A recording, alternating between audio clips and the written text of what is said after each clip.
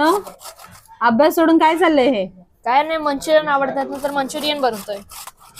चालेल, चल कोबी आणि गाजर तर किसून झाले, आता आपण पुढे बनवूया. अर्णवने आपल्याला कोबी आणि गाजर तर किसून दिलेला आहे. आता मी याच्यामध्ये टाकलाय मैदा आणि आपला जो पकोड्याचा मसाला असतो तो वाला, तो रेडीमेड मसाला आणलाय तर तो वाला टाकलाय. आता मी एक घट्ट मळून घेते. ह्याच्यामध्ये अजिबात पाणी नाही टाकणार आहे, कारण ऑलरेडी कोबीला पाणी तर सुटणारच आहे. चला, पीठ तर मळून झालेलं आहे. आता अर्णव बॉल्स बनवते. कधीची तयारी चालली आहे रे हे?